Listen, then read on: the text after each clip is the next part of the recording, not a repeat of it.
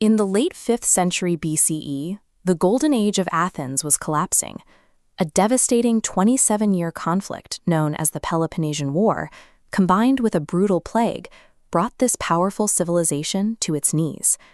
Born into this chaos was an aristocratic teenager named Aristocles, better known by his nickname, Plato.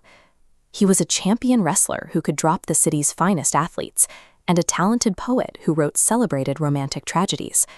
But even as the crowds cheered his name, Plato felt a deep emptiness. He realized that physical strength fades, and beauty inevitably dies. His perspective fractured completely the day he walked through the Athenian marketplace and saw a crowd gathered around an eccentric old man. Socrates ignored the usual orator's tricks, instead using a series of surgical questions to strip away a merchant's unearned confidence. Plato watched as his peers were forced to admit they knew nothing at all. Plato was mesmerized. That very night, he made a radical decision. He gathered up all his award-winning poems and plays, threw them into a fire, and watched his artistic past turn to ash. From then on, he committed himself solely to the pursuit of absolute truth. Watching his city crumble from war and plague, and feeling the hollow nature of his own early success, primed Plato to reject the physical world entirely. He was ready to seek out something that couldn't be destroyed. But the fragile Athenian democracy had no patience for people who asked too many questions. In 399 BCE, an angry, paranoid mob put Socrates on trial, accusing him of corrupting the city's youth. During the trial, Socrates refused to beg for his life or flee into exile. Instead, he held on to his principles, forcing the court to execute him. Plato watched his beloved mentor calmly drink poisonous hemlock. This was the defining trauma of Plato's life. The man he considered the wisest in the world had been legally murdered by the state. The experience completely shattered his faith in the existing social order. Plato concluded that if a state gave equal power to the wise and the ignorant alike, it would eventually use that power to murder truth itself. Because the mob valued comfort over inquiry, he viewed democracy as a dangerous sham that left humanity effectively trapped in the dark. Disgusted by his home city, Plato packed his bags. He spent the next 12 years in self-imposed exile, traveling across the Mediterranean in a desperate search for an antidote to human ignorance. His breakthrough came during his travels through Megara and Egypt. While studying with local priests and mathematicians, Plato realized that mathematical laws, like the fact that a triangle's internal angles always add up to exactly 180 degrees, are perfect and eternal. Unlike human governments, they are completely immune to corruption. Armed with this realization, he traveled to Syracuse, Sicily, to test his ideas on the ruthless tyrant Dionysius. Plato tried to mold him into a philosopher king, hoping to inject rational logic into a brutal political system. The experiment was a disaster. Dionysius laughed at his ideals, decided the philosopher was a threat, having him thrown in chains and sold into slavery. Luckily, a friend bought his freedom, but the humiliation taught Plato a harsh lesson. You cannot fix a corrupted ruler. If you want a just society, you have to build a new kind of mind entirely from scratch.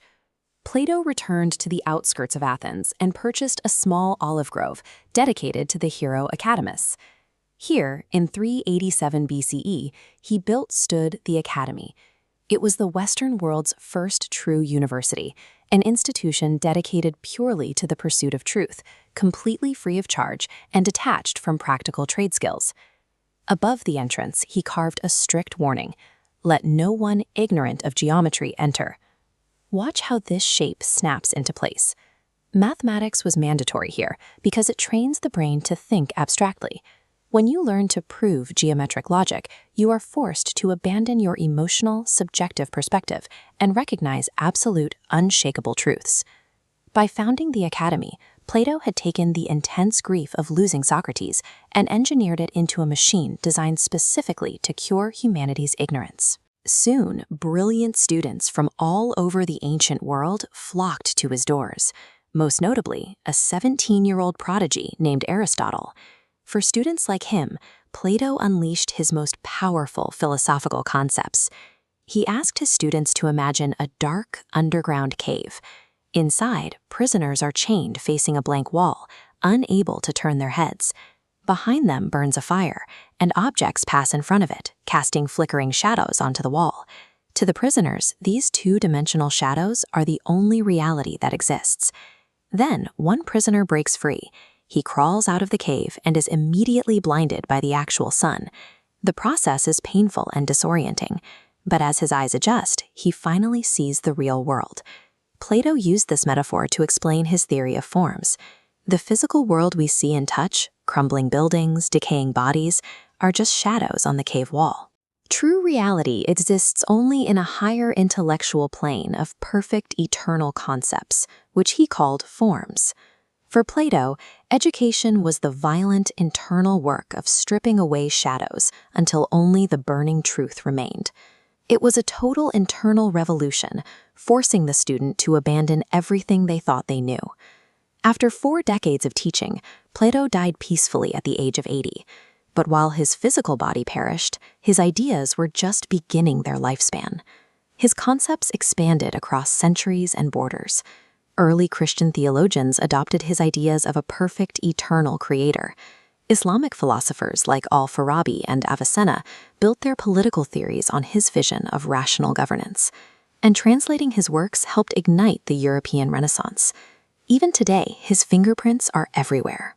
The structure of the modern research university is a direct descendant of his academy, and his theories on the divided human soul laid the groundwork for modern psychology, heavily influencing thinkers like Sigmund Freud.